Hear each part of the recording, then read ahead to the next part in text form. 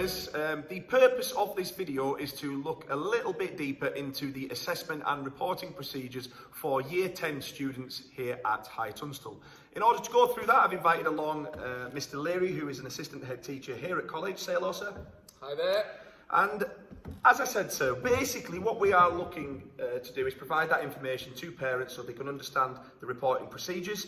Can you please just clarify, what will parents receive and what specifically for Year 10 are we reporting on? Okay, thanks Mr. Holden. So, for Year 10 parents and carers, you'll receive a two-sided letter. The first side will just be a letter detailing about the reporting system, and on the second side there will be the actual report itself with the data on and so on and so forth. It's important to point out at this time that this is an autumn report, which means that this is for your son or daughter from September to Christmas and is not related to the remote learning going on at the moment. I see. And on the report itself, there'll be information regarding attendance. How should this be inferred? How is it being reported?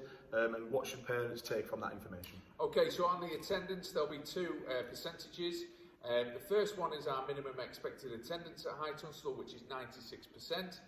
Okay, and then there'll be a specific personal percentage figure for your son or daughter. If there's an issue with that and you want to query anything to do with that, please contact the college and speak to the head of year or SSO. Perfect. And on the report itself, there'll be three words: ready, respectful and safe.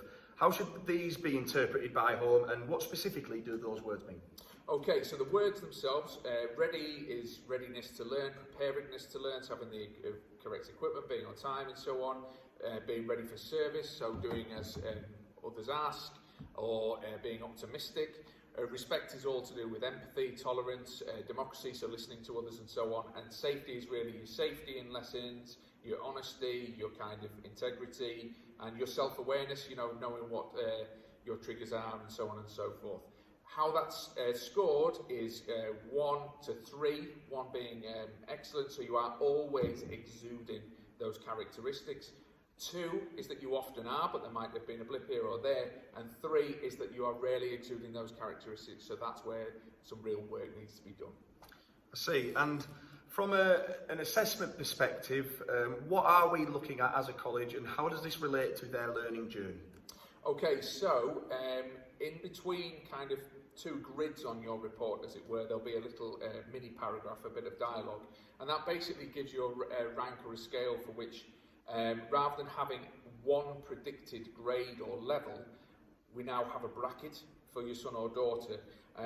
So it's so as we don't cap progress, so it might say we expect level 6 to 9 or level 5 to 9, because as we know, many students exceed their expected progress. So it's just to give them an idea of a range we expect them to be in.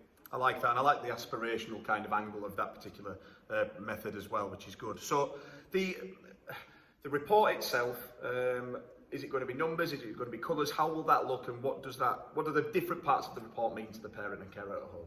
Okay, so for Year 10 specifically, at the autumn, there won't be any reporting of specific levels or grades. It will be colour codes in this first instance until later on in the year.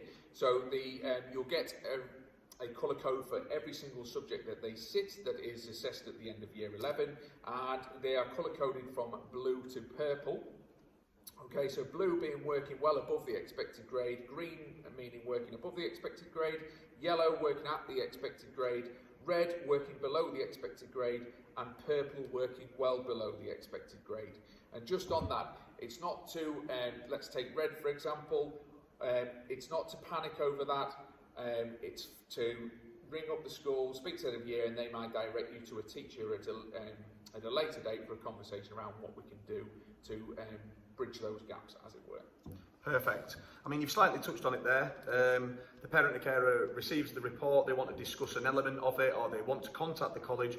Who should they speak to, and who should they direct that call to? Okay, so in the first instance, always ring the head of year or SSO, and they'll be able to arrange a later conversation if it was an academic query with the classroom teacher in that specific subject, or if it was more to do with a pastoral matter such as attendance, punctuality or so on, probably with themselves or with the tutor. Perfect. Well, hopefully that video has provided that clarity regarding the overall process. As Sir said, any further queries or questions you may have, please don't hesitate in contacting us at the college. Thank you for your time. Thank you, sir. Thank you very much.